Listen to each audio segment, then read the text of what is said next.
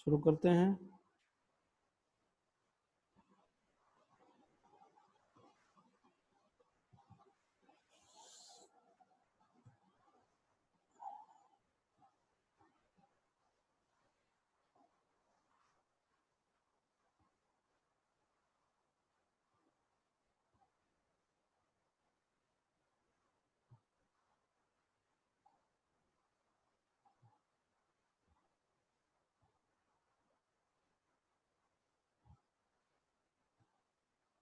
हाँ भाई,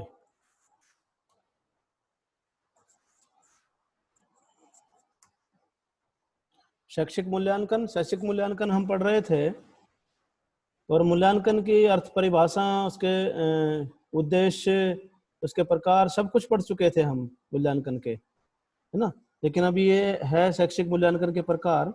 इसमें हम थोड़ा सा आगे बढ़ते हैं कि मूल्यांकन के प्रकार, टाइप ऑफ एवल्यूएशन।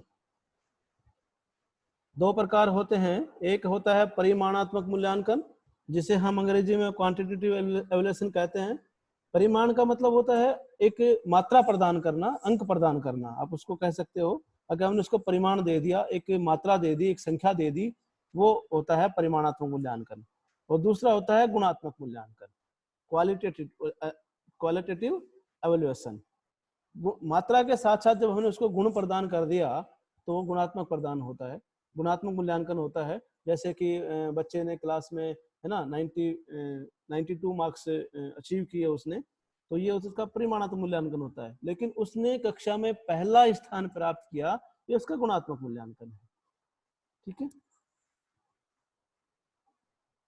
परिमाणात्मक मूल्यांकन, विद्यालय स्तर पर ले जाने वाली परीक्षा की प्रविधियां परिमाणात्मक होती हैं। इन प्रविधियों के परिणाम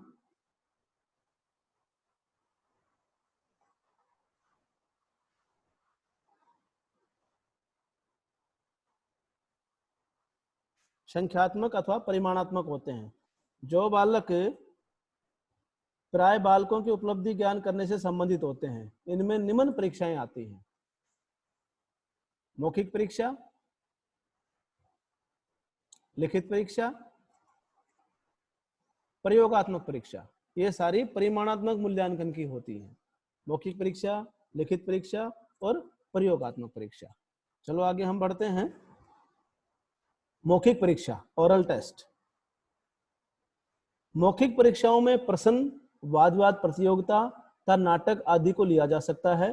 प्राचीन काल में मूल्यांकन की यही तकनीक प्रयोग में लाई जाती थी, जब मुद्रण तकनीकी का जन्म नहीं हुआ था। जब मुद्रण तकनीकी का जन्म नहीं हुआ था पुराने समय में, तब ये मौखिक परीक्षा का ही प्रयोग किया जाता था, जिसमें हम प्रश्न पूछ सकते हैं, वाद विवाद प्रतियोगिता रख सकते हैं, नाटक प्ले कर सकते हैं। ये सब मौखिक परीक्षाएं होती हैं।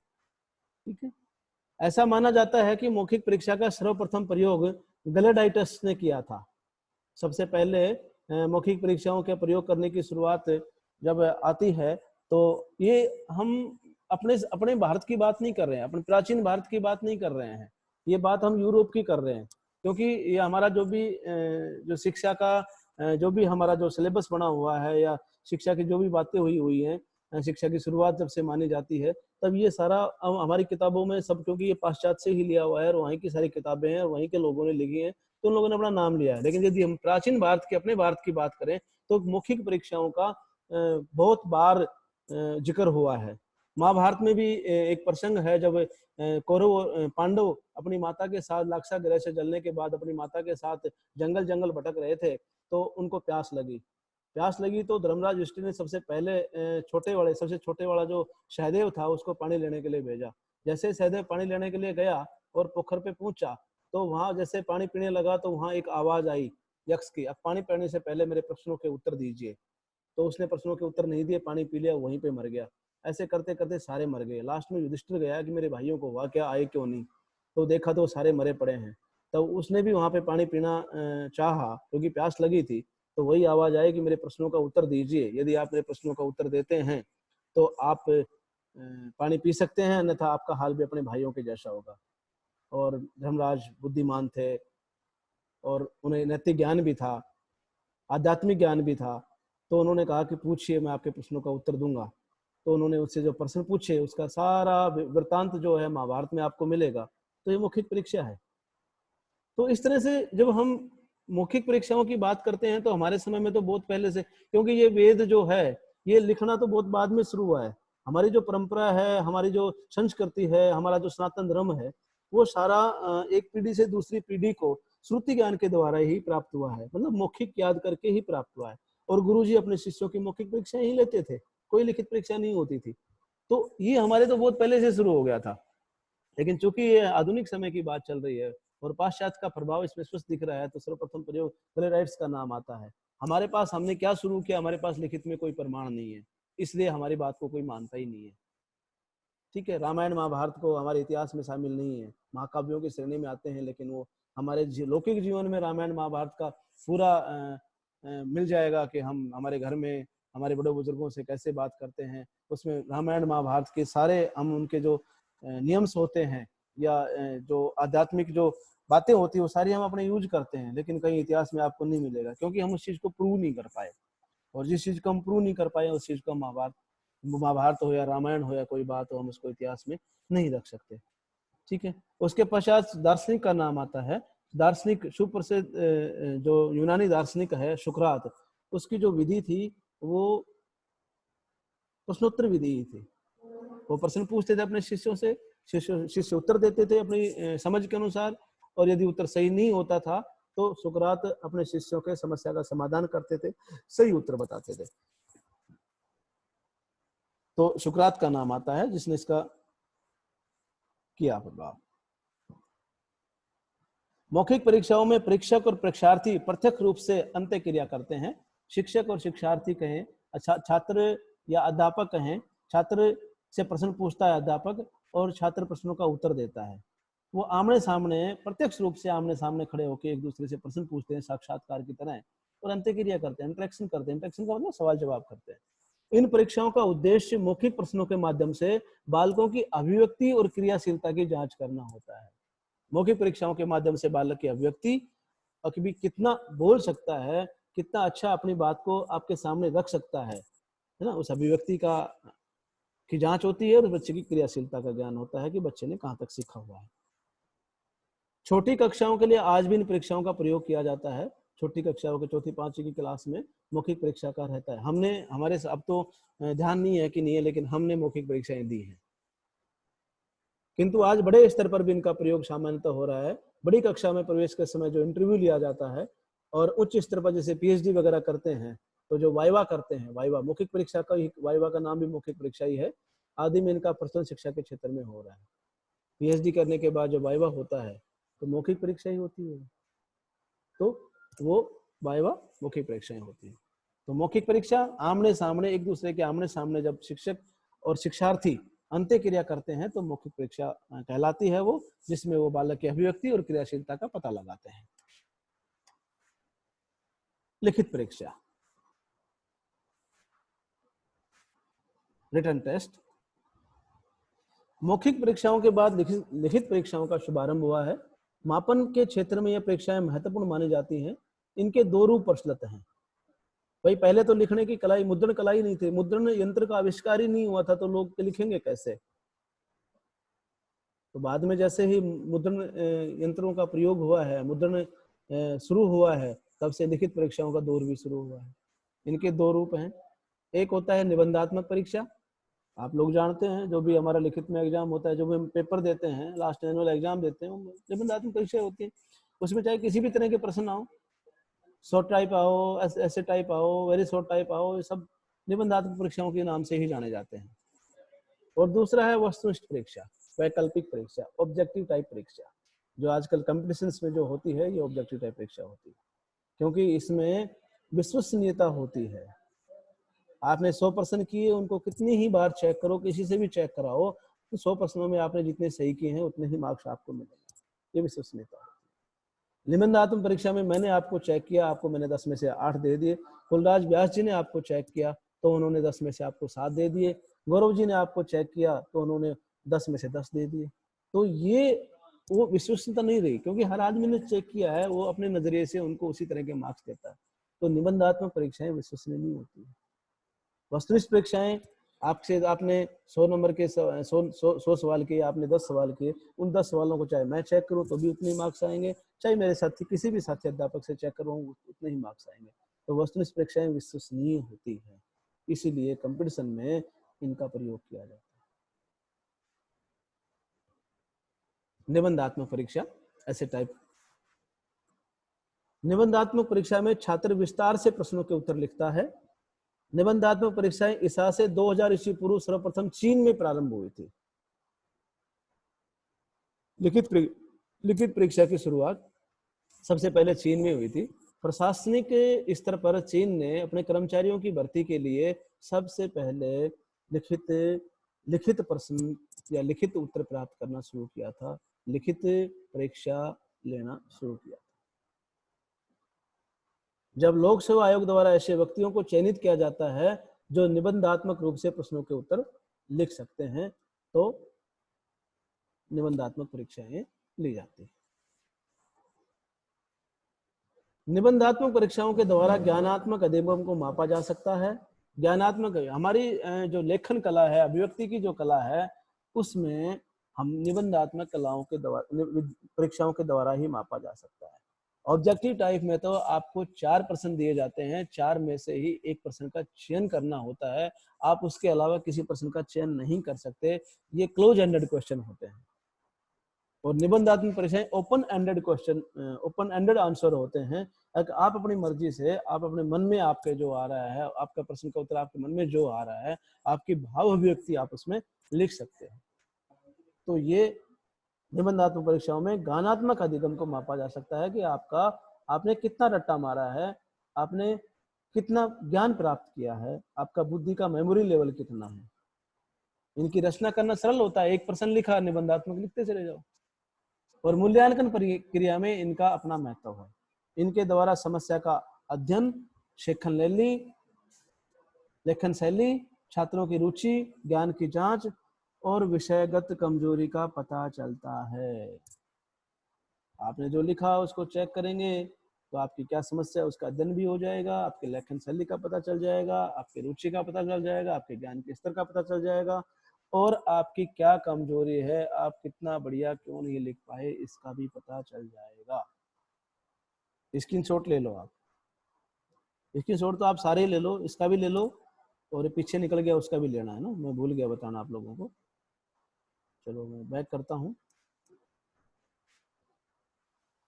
इसका स्क्रीनशॉट ले लो।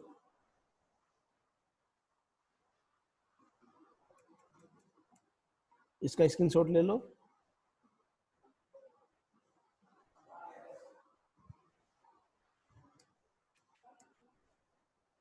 इसका स्क्रीनशॉट ले लो।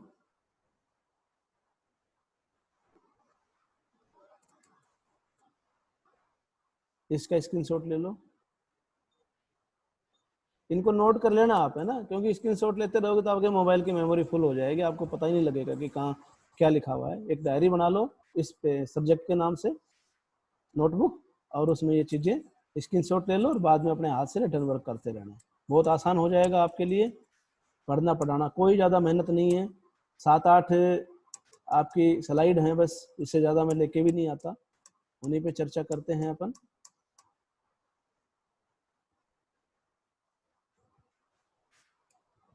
ठीक है, अब है हमारा ऑब्जेक्टिव टाइप टेस्ट, वस्तुनिष्ठ परीक्षा। ये परीक्षाएं वैध, वस्तुनिष्ठ तथा उपयोगी होती हैं। इन परीक्षाओं में उत्तर लिखने का तरीका अति सरल और संक्षिप्त होता है, इन्हें प्रमाणिक बनाया जा सकता है। देखो वैध होती हैं, वैध का मतलब हम जितने स्तर का, जिस ज्ञान का हम जांच करना चाहते हैं उसी टॉपिक के ज्ञान की जांच करेंगे। वस्तुनिष्ठ होती हैं, इनमें हम अपनी तरफ से कोई लाग लपेट नहीं कर सकते, है ना, बिल्कुल तटस्थ रहकर हम परीक्षा की जांच करते हैं। और उपयोगी होती हैं, विश्वसनीय भी होती हैं, है ना। वस्तुनिष्ठ परीक्षाएं 2 प्रकार की होती हैं। एक होता है प्रत्याभिज्ञान। प्रत्याभिज्ञान का मतलब होता है रिकॉग्निशन, पहचान करना, पहचान करने की क्षमता का विकास जो होता है वो पहचान, रिकॉग्निशन। हमने पहले जो पढ़ाया, हमने बच्चे को कोई चित्र दिखा दिया, महात्मा गांधी का चित्र दिखा दिया, और कुछ दिन बाद हमने दोबारा महात्मा गांधी का चित्र दिखाया तो बच्चा पहचान जाएगा कि ये महात्मा गांधी का चित्र है, ये पहचानना होता है। या महात्मा गांधी जैसे ही कोई गंजा आदमी हम उसको दिखाएं, अरे इसका सर तो महात्मा गांधी जैसा है। या महात्मा गांधी का चित्र दिखा के हम किसी को महात्मा गांधी जैसे चश्मा पहने हुए देखेंगे तो बच्चा कहेगा अरे हाँ ये तो महात्मा गांधी के जैसा चश्मा है। तो ये होता है रिकॉग्निशन, पहचानना। और दूसरा होता है प्रत्यास्मरण, रिकॉल करना, याद करना, रिमेम्बर करना, याद करना जिसे हम कहते हैं ना, रिकॉल करना। हमने दिमाग, किसी कोई आदमी हमारे सामने आ गया और हमको लगा कि यार ये आदमी देखा है, फिर हम अपने दिमाग पे जोर देके याद करने की कोशिश करते हैं कि अरे ये तो, इसको तो हमने वहां देखा था, ये तो फला आदमी है। तो ये जो प्रत्यास्मरण जो होता है, ये याद करना होता है, रिमेम्बर, रिमेम्बरिंग, रिकॉल। तो दो होती है उस परीक्षाएं, दो प्रकार की होते हैं, एक तो पहचान के पर आधारित होती हैं और दूसरी रिमेम्बर पे आधारित होती हैं, याद करने पर आधारित होती है। ठीक है। प्रत्याभिज्ञान रिकॉग्निशन टाइप की बात करें तो प्रत्याभिज्ञान रूप से के प्रश्नों में कई संभावित उत्तर दिए जाते हैं।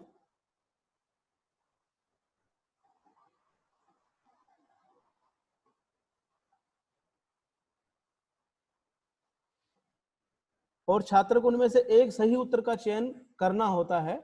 इसके द्वारा छात्र की पहचानने की शक्ति की परीक्षा होती है। अभी मैंने बताया ना कि पहचानने की शक्ति है ना। हमने बच्चे को टमाटर खिलाया, बताया टमाटर है, और हमने टमाटर का चित्र दिखाया, बच्चा पहचान जाएगा कि हाँ ये टमाटर है। ठीक है। हमने भिंडी की सब्जी खिलाई बच्चे को, बेटा ये भिंडी है, फिर हमने बच्चे को भिंडी दिखाया, हाँ हाँ ये भिंडी है, बच्चा पहचान गया। इसका मतलब वो उसका प्रत्याभिज्ञान है। प्रत्याभिज्ञान रूप के 5 प्रकार हैं, जिसमें पहला होता है एकांतर अनुक्रिया, अल्टरनेटिव रेस्पॉन्स टाइप, एकांतर अनुक्रिया रूप।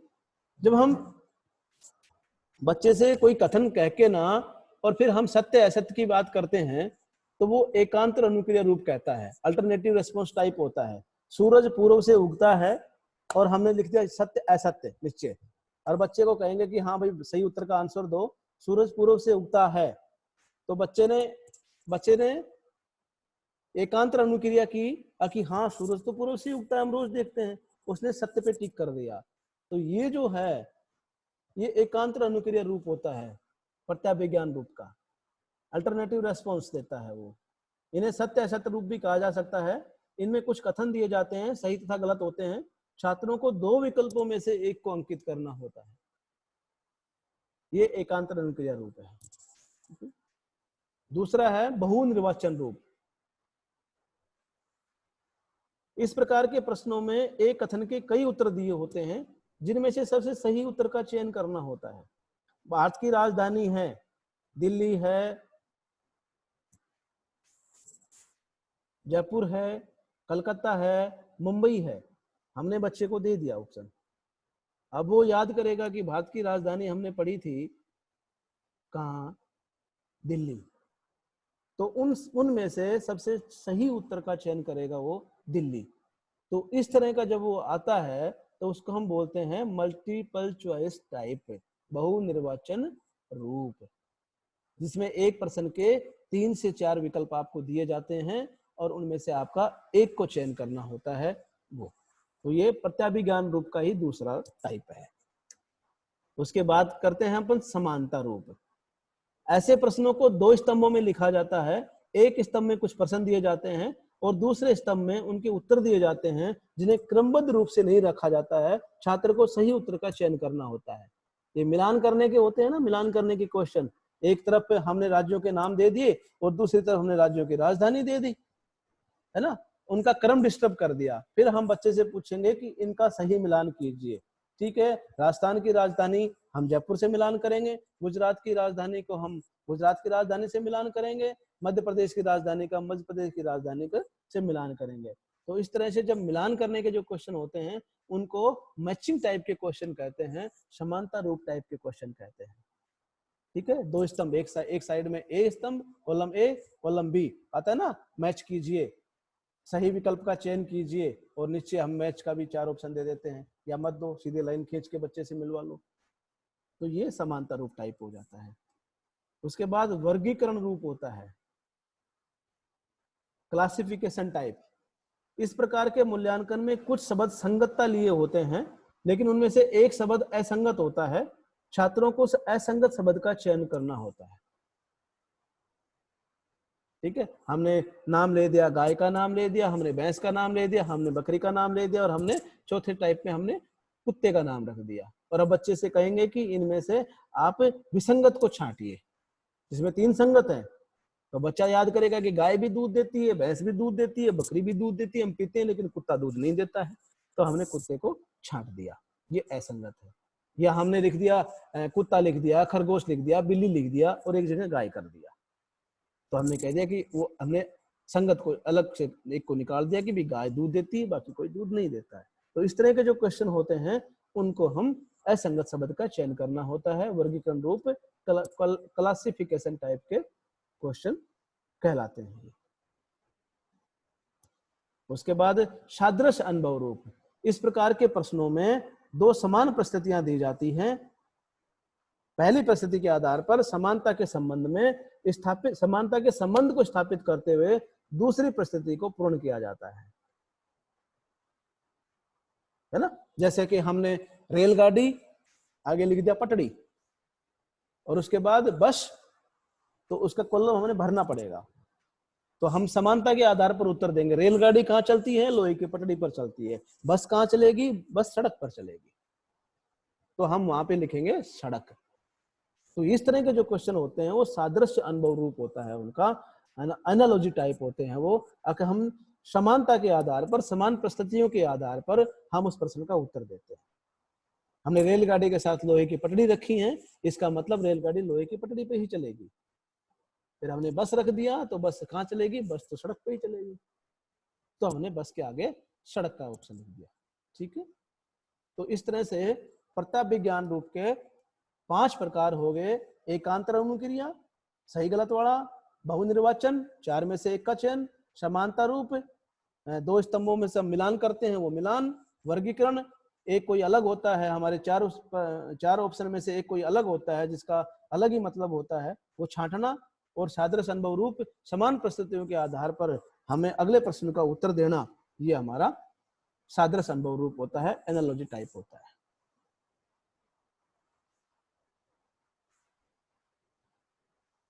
प्रत्यास्मरण रूप। अब हम बात करते हैं रिकॉल टाइप की, जो याद करने वाले क्वेश्चन होते हैं उनकी बात करते हैं। प्रत्यास्मरण का अर्थ है प्रति प्लस स्मरण, अर्थात पुनः स्मरण दिलाना। इस प्रकार के प्रश्नों में विषय से संबंधित सूचनाओं को पुनः स्मरण करके उनके उत्तर दिए जाते हैं। हमने बच्चे को पढ़ाया और पढ़ा के लास्ट में हमने पूछ लिया कि इस प्रश्न का उत्तर बताओ। अब बच्चा याद करेगा कि गुरुजी ने अभी लेक्चर में इस चीज को बताया था, तो वो याद करने की कोशिश करेगा कि उन्होंने क्या बताया था। तो इस तरह याद करके जो प्रश्न का उत्तर दिया जाता है उसे प्रत्यास्मरण का टाइप कहा जाता है, प्रत्यास्मरण रूप कहा जाता है।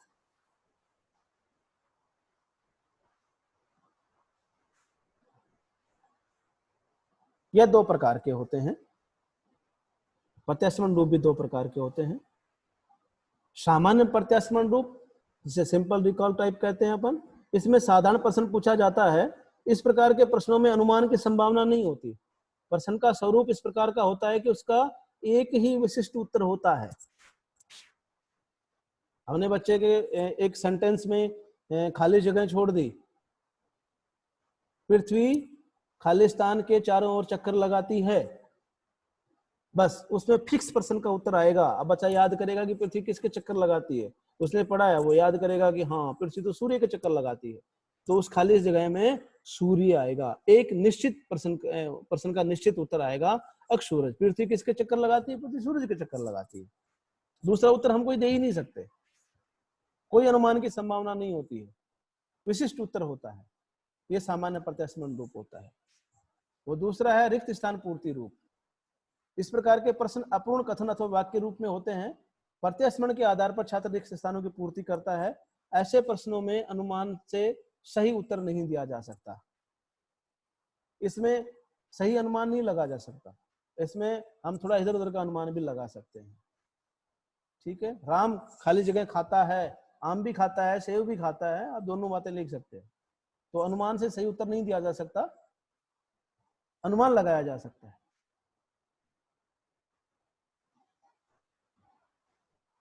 तो दो प्रकार हो गए, प्रत्यास्मरण रूप, सामान्य प्रत्यास्मरण रूप और रिक्त स्थान पूर्ण, कंप्लेशन टाइप और सिंपल रिकॉल टाइप। उसके बाद बात आती है प्रयोगात्मक परीक्षा की। देखो, मौखिक परीक्षा की बात होगी, लिखित परीक्षा की बात होगी। लिखित में प्रत्याभिज्ञान और प्रत्यास्मरण दो तरह की आ गए। उसके बाद प्रयोगात्मक परीक्षा की बात करते हैं। प्रयोगात्मक परीक्षा में करते हैं अपन, प्रयोगात्मक परीक्षाओं में छात्रों को लिखित में उत्तर नहीं देने होते, अपितु निर्धारित कार्य को पूरा करना होता है। छात्र को अपने द्वारा किए गए कार्य को नमूने के रूप में परीक्षक के सम्मुख प्रस्तुत करना होता है और परीक्षक द्वारा उसके प्रायोगिक कौशल की जांच करके उसका मूल्यांकन किया जाता है। हमने बच्चे को जो काम करने के लिए दे दिया और उसकी हम जांच करते हैं ना, वो प्रयोगात्मक परीक्षा है।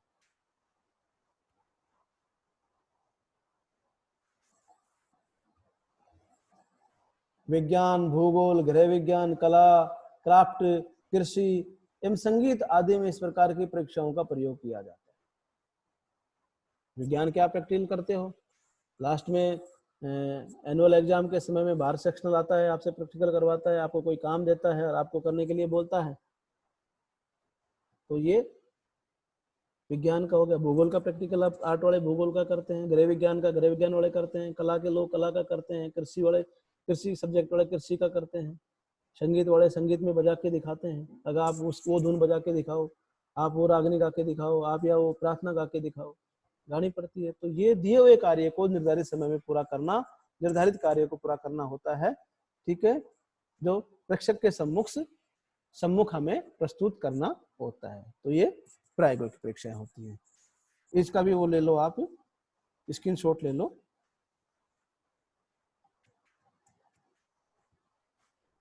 इसका भी स्क्रीनशॉट ले लो।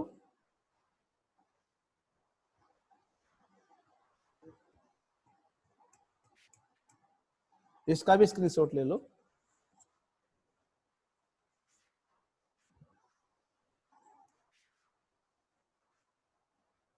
इसका भी ले लो।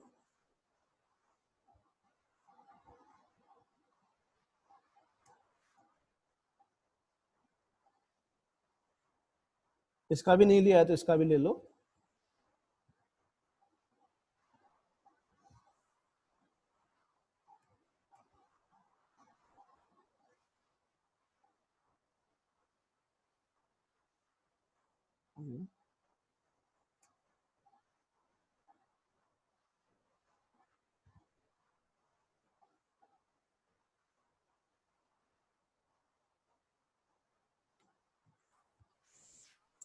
धन्यवाद।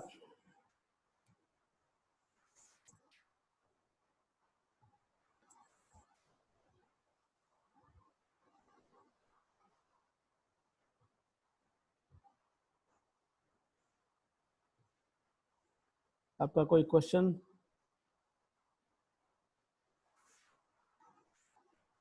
कोई क्वेश्चन नहीं है अभी तक किसी का भी?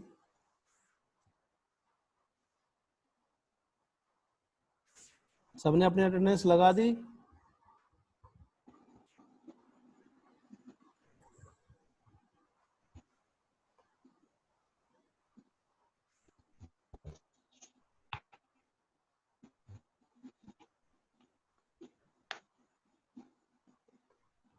चलो मैं इसको सेव करता हूँ।